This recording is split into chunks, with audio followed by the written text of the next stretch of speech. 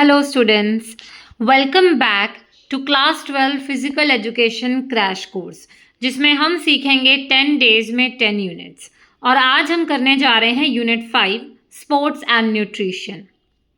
सबसे पहले तो हम कंसेप्ट समझ लेते हैं बैलेंस डाइट एंड न्यूट्रिशन का। बैलेंस डाइट मतलब ऐसी डाइट जिसमें सभी न्यूट्रिएंट्स सही मात्रा में हों, सभी न्यूट्रिएंट्स सही मात्रा में हो तो वो बैलेंस डाइट है। और वो है carbohydrates, proteins, fats, minerals, vitamins, water and roughage. Balance diet से बॉडी को एनर्जी, ग्रोथ और इम्यूनिटी सभी मिलती हैं।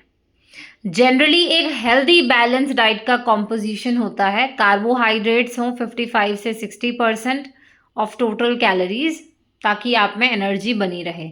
देन इज प्रोटीन्स 12 से 15% लाइक आपकी डाइट में प्रोटीन होने चाहिए। इससे आपकी डेवलपमेंट, ग्रोथ, मसल रिपेयर इन सब के लिए काम आता है।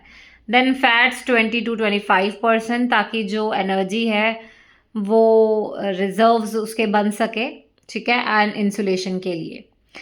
एंड विटामिन्स एंड मिनरल्स आपको 3 से 5% रखने चाहिए लाइक डेली अपनी बैलेंस डाइट में ताकि आपकी बॉडी रेगुलरली अच्छे से फंक्शन परफॉर्म करे। And next is water and roughage. ये हाइड्रेशन और डाइजेशन के लिए है।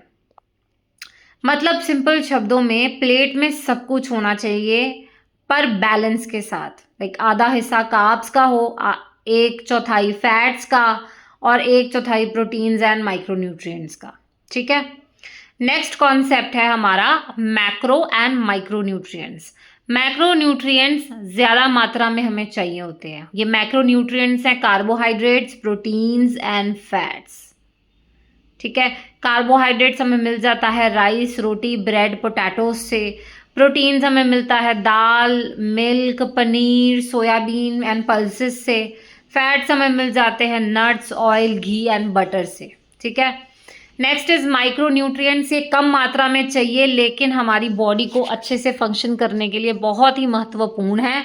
और ये माइक्रोन्यूट्रिएंट्स हैं विटामिन ए जो आंखों के लिए अच्छा है, विटामिन डी बोन्स के लिए, विटामिन सी इम्यूनिटी के लिए, विटामिन के ताकि ब्लड क्लॉट्स ना बने।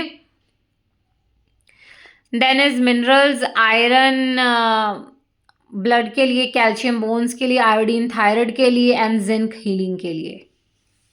Got it. नेक्स्ट कॉन्सेप्ट है nutritive and non nutritive components of diet. Nutritive components होते हैं जो न्यूट्रिएंट्स प्रोवाइड करते हैं जैसे कि carbohydrates, proteins, fats, minerals, vitamins and water. Non nutritive components होते हैं जो डायरेक्टली हमें एनर्जी नहीं देंगे लेकिन हेल्थ के लिए ज़रूरी हैं। एग्जाम्पल फाइबर या फिर रफेज भी कह देते हैं उसे, जो कि डाइजेशन के लिए है। देन फ्लेवरिंग एजेंट्स हो गए, फूड कलर्स हो गए, प्रिजर्वेटिव्स हो गए। Now eating for weight control, healthy weight मतलब बीएमआई के हिसाब से नॉर्मल वेट मेंटेन करना। Pitfalls of dieting, extreme dieting या फिर क्रैश डाइटिंग हमारे लिए हार्मफुल होता है। इससे वीकनेस हो सकती है, nutrient deficiency and eating disorders हो जाते हैं। फूड इंटॉलरेंस, जब बॉडी कुछ फूड डाइजेस्ट नहीं कर पाती, एग्जाम्पल कुछ लोग लैक्टोज इंटॉलरेंट होते हैं, कुछ लोग ग्लूटेन इंटॉलरेंट होते हैं। फूड मिथ्स भी हैं कुछ, जैसे कार्ब्स खाने से हमेशा मोटापा बढ़ता है या फैट्स खाना हमेशा अनहेल्दी होता है। ये मिथ्स गलत होते हैं। Next concept is importance of diet in sports, pre, during and post competition. Pre competition यानी कि कंपटीशन से पहले लाइट खाओ, इजीली डाइजेस्टेबल खाओ और हाई कार्ब्स हो ताकि आप में एनर्जी बनी रहे। फॉर एग्जांपल फ्रूट्स हो गया, ब्रेड हो गए, राइस हो गए, ओट्स हो गए। हैवी फैट और स्पाइसी फूड्स आपको प्री स्पोर्टिंग इवेंट्स या फिर प्री वर्कआउट से पहले अवॉइड करने चाहिए। देन ड्यूरिंग कंपटीशन आपको क्विक एनर्जी सोर्सेज चाहिए, example glucose, sports drinks, bananas या फिर इलेक्ट्रोलाइट्स, ठीक है। पोस्ट कंपटीशन आपकी बॉडी को रिकवरी के लिए 2 चीज़ों की ज़रूरत होती है, carbs and protein. Example milk, paneer, pulses, eggs, nuts. So इसी के साथ स्टूडेंट्स हमने यूनिट 5 कवर अप कर लिया है, जिसमें हमने बैलेंस डाइट के बारे में समझा, जिसमें सभी न्यूट्रिएंट सही मात्रा में हो।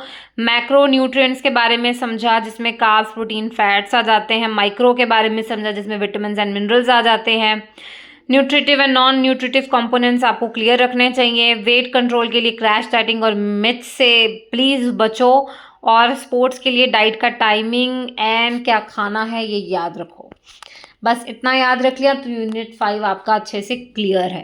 एंड अगले वीडियो में हम लोग कवर अप करेंगे यूनिट 6।